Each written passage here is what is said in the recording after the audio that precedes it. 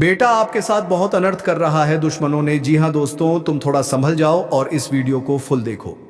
नमस्कार दोस्तों, जय श्री राम, जय श्री कृष्णा, राधे राधे। आपकी कुलदेवी का बंधन किया है इस नाम के व्यक्ति ने, हो जाओ सावधान।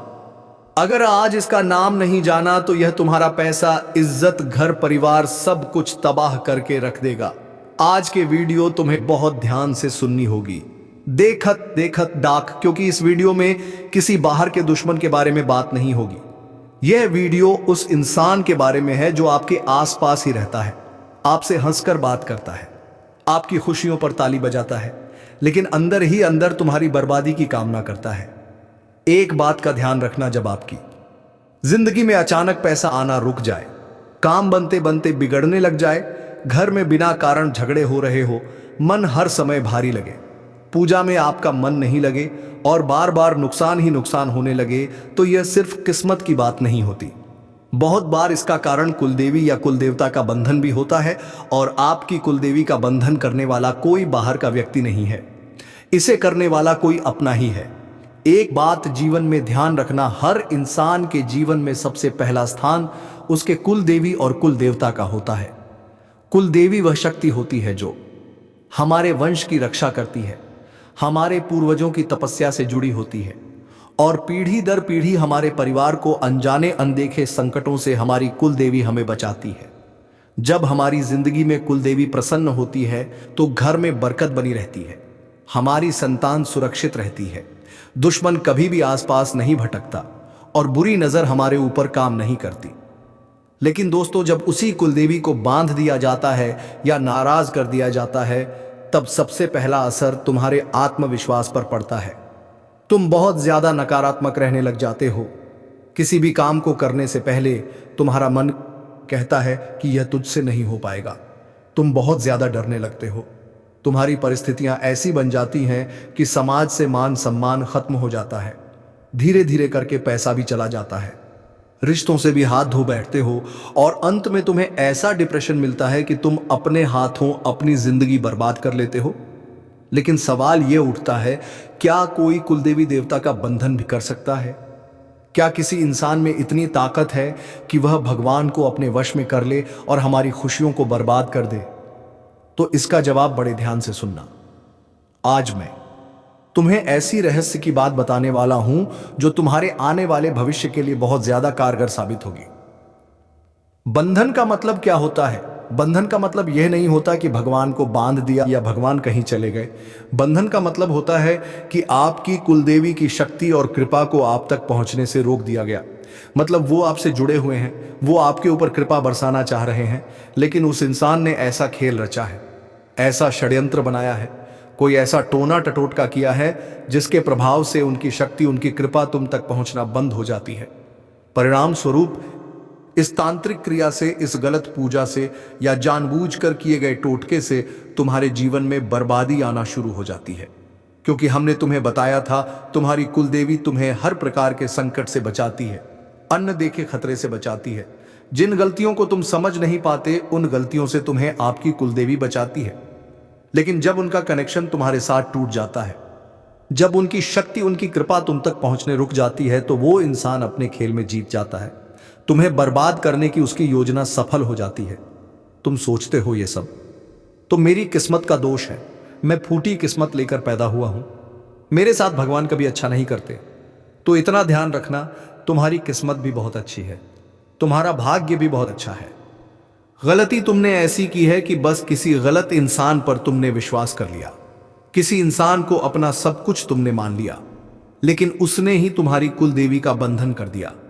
वह इंसान तुम्हारे लिए आगे चलकर भी बहुत मुसीबत पैदा करने वाला है।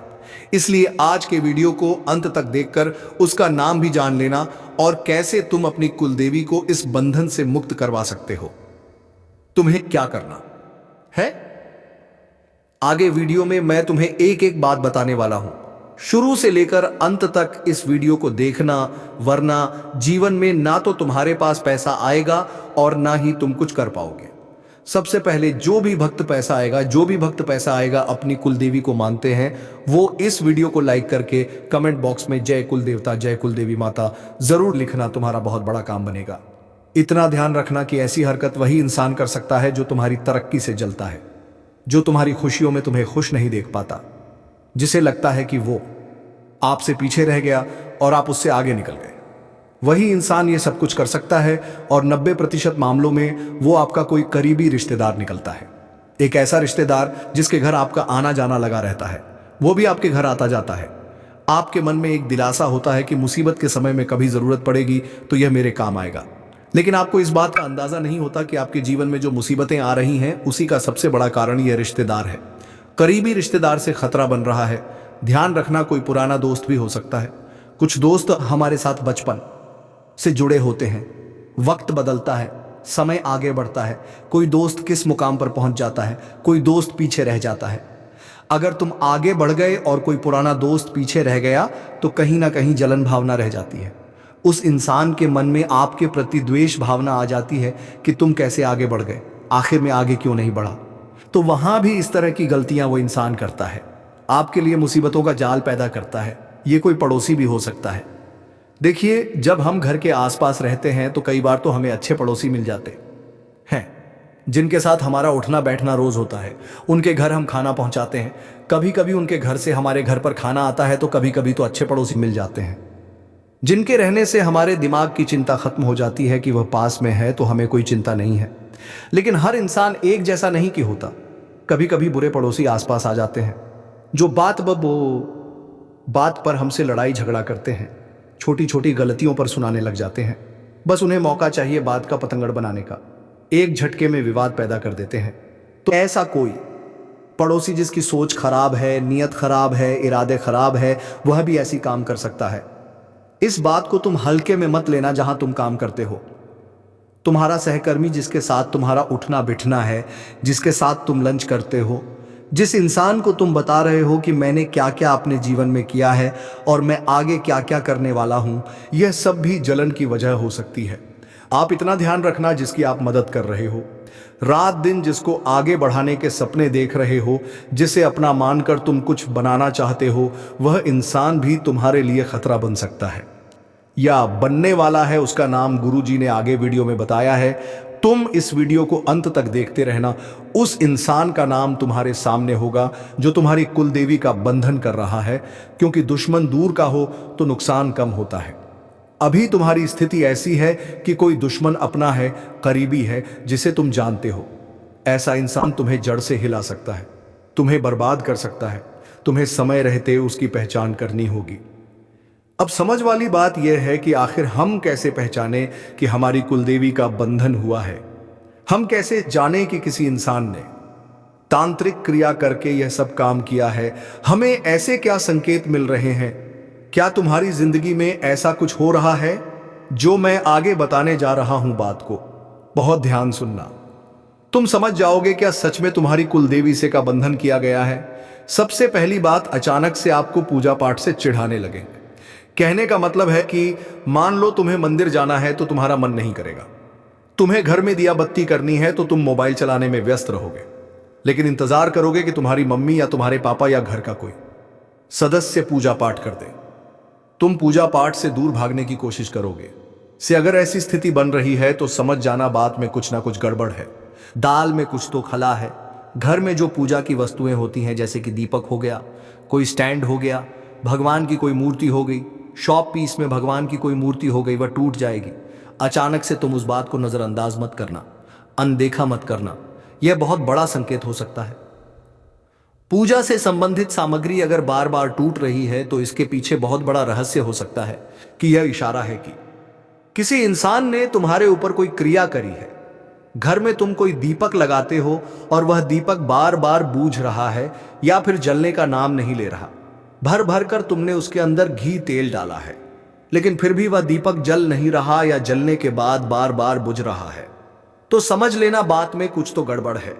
कोई स्थिति ऐसी बनी है कि नकारात्मकता तुम्हारे चारों ओर फैल गई है। कभी कभी सपने में डरावनी आकृतियां आती हैं और एकदम से हम चौंक कर सपने में उठ जाते हैं। उस समय हमें कुछ समझ नहीं आता, मन में डर बन जाता है। सुबह उठते तो सांस खुल जाती है कि रात को कितना बुरा सपना आया था।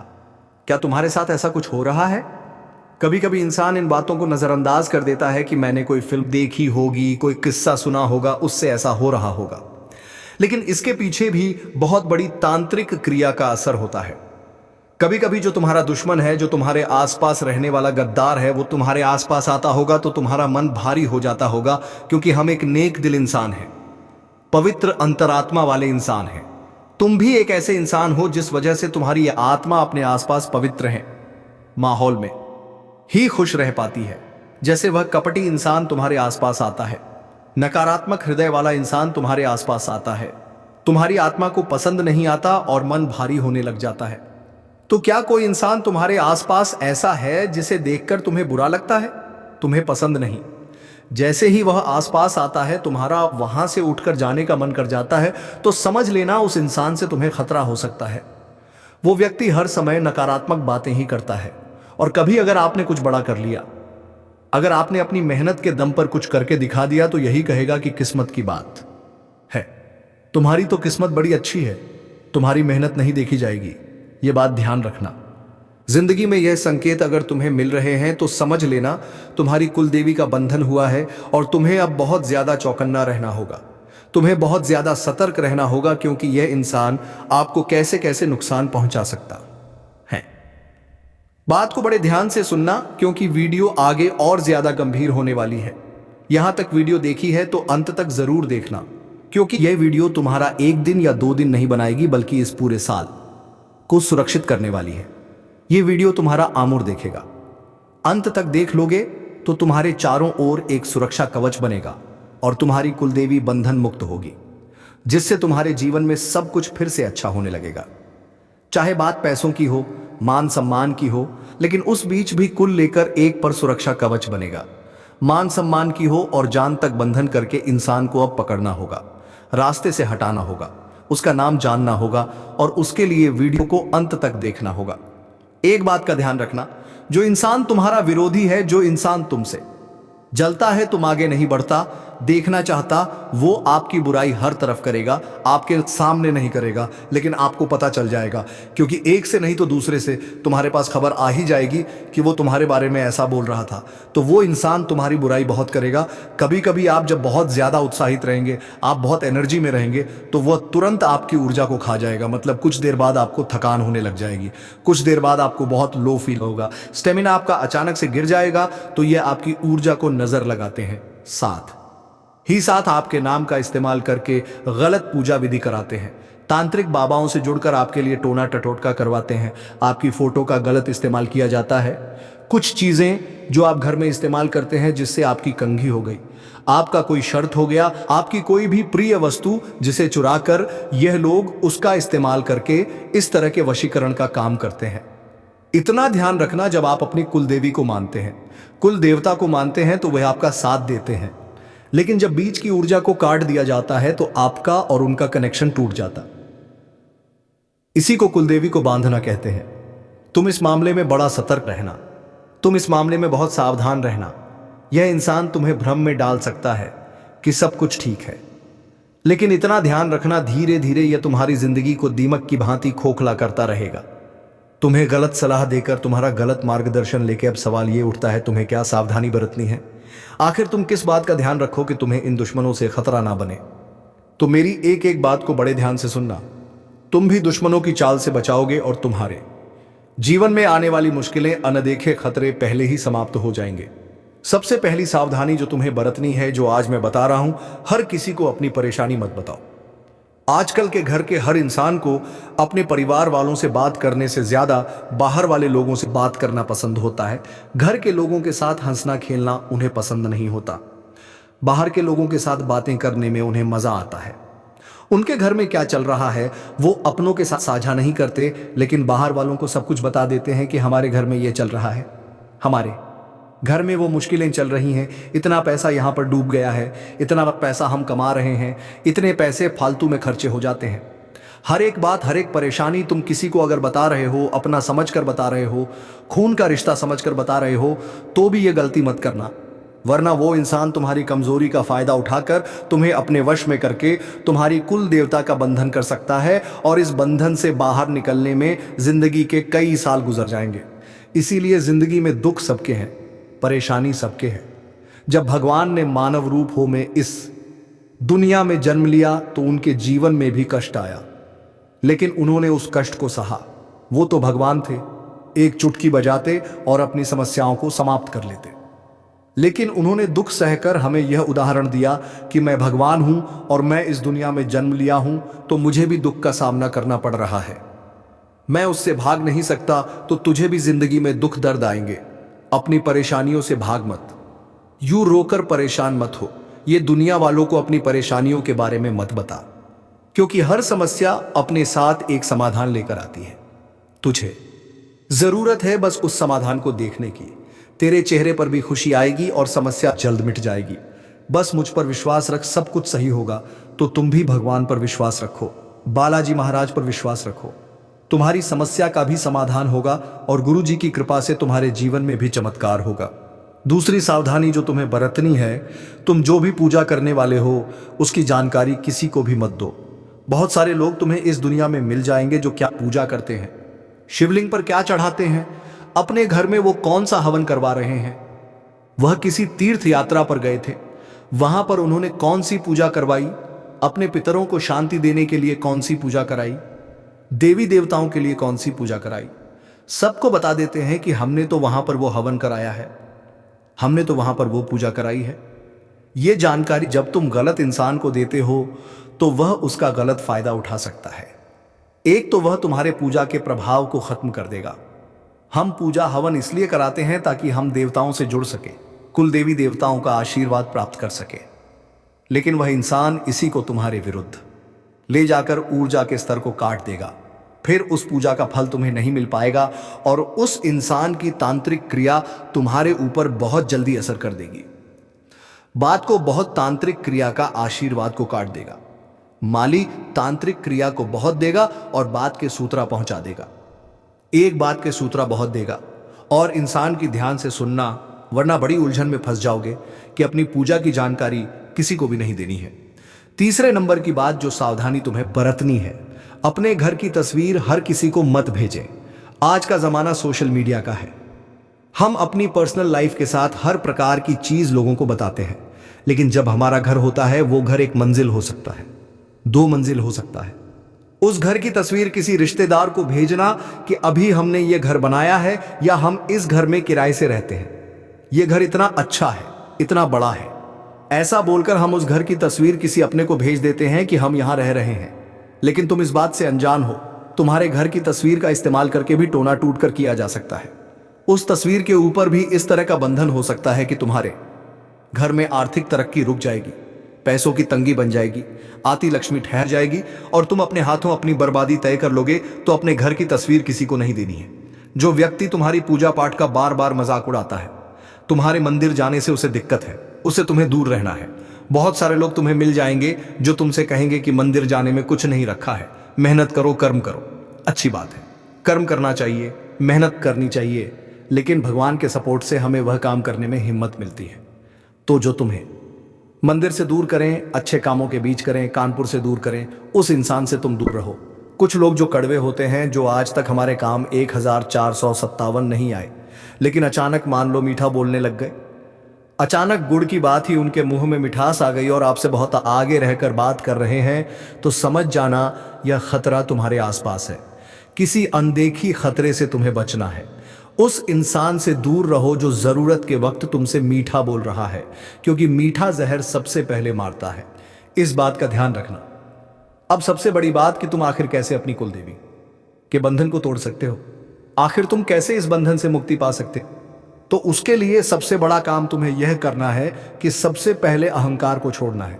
बहुत सारे लोग पैसा आने के बाद भूल जाते हैं कि वह पहले क्या थे, उनके साथ वाले लोग कौन थे, अकड़कर बात करने लगते हैं और भूल जाते हैं।